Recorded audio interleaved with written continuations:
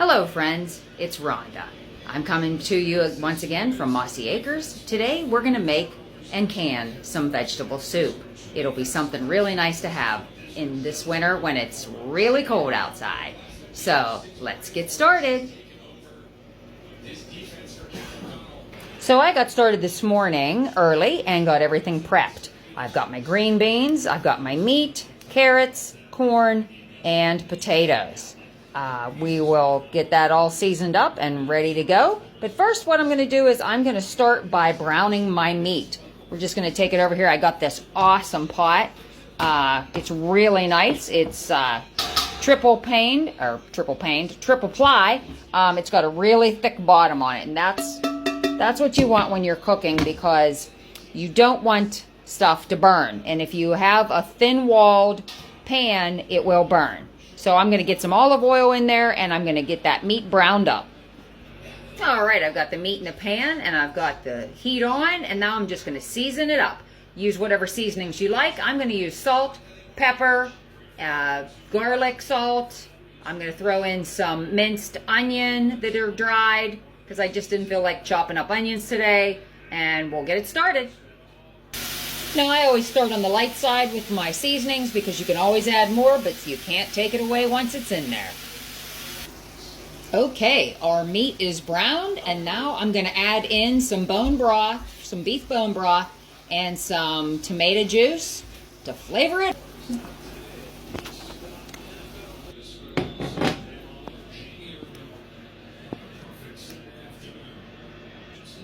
Now we've got some tomato juice here that we're going to add in also. And that'll just really flavor it up nice. Whoop, making a mess. Get that all stirred up in there. And then we can add our vegetables and get everything heated up. And let it, boil / simmer for probably 10 minutes. And then we can can it up and get it into our canner. All right, now we're just going to add in our vegetables. I'm going to start with the corn here. And that was just some corn that we had from this summer. And we've got our green beans here. These just came fresh from the garden. Those look delicious. Very proud of that. And then I've got some carrots here, not from my garden. I was unsuccessful at carrots. I've tried twice and it hasn't been good. And then last but not least, we've got our potatoes here. And of course, I've been soaking my potatoes in water so that they don't turn brown. All right, let's just get that all stirred up. We're probably going to need some more liquid, which is fine because we can always add more. I've got lots of beef broth on my shelf. That's one thing, beef broth and chicken broth I always have. That's looking pretty darn good though. It's going to be awesome this winter.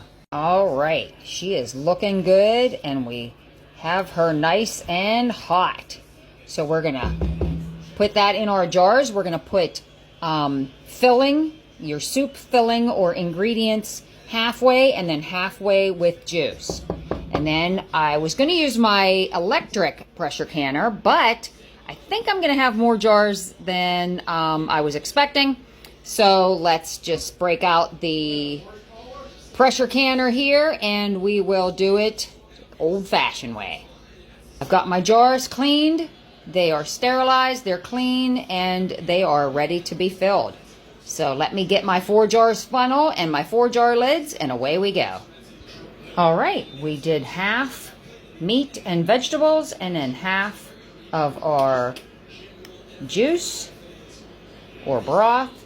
And now we are obviously wiping our rims with white vinegar to keep them nice and clean, because we don't want anything getting between our seal on our lids. And like I said before, I use the 4 jar lids, and I have never had one not seal. They're phenomenal. And the nice thing is, with the 4 jar lids, you can buy them in bulk. So you always have them when you need them. All right, let's get those lids on. And we're going to put them on just fingertip tight. let me grab my rings. All right, the lids are on. Let's get our rings on. And again, just fingertip tight. If you put them on too tight, the air can't get out and they will buckle. Okay, we got her loaded up. We've got it on high heat until we start to see steam come out of the vent for 10 minutes. And once it starts coming out, we will obviously time that for 10 minutes. And then once the 10 minutes is up, we will add our weight and get up to pressure and start our time. I also have enough soup that didn't fit into my jars for dinner today, and probably some lunches this week. So I'm very excited. Okay, we have our steady stream. You can't really see it, but I can hear it and I can feel it. So we've got another 5 minutes of steady stream. Then we will add our weight, our 10-pound weight, wait for it to come up to pressure, and start our time. Now our pressure is down to 0. I removed my weight, and then I let it sit for another half hour. Now we're going to remove our lid. I have gently removed all of my jars. As you can see, they are still bubbling. Some of them have already pinged, others have not. So what we're going to do now is I'm going to cover those with a towel and let them cool for the next 24 hours.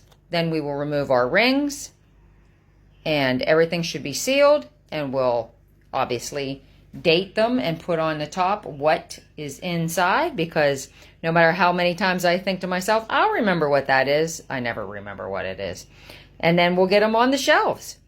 So I hope that you have enjoyed this video, and I hope that you get some beef vegetable soup put on your shelves for winter soon.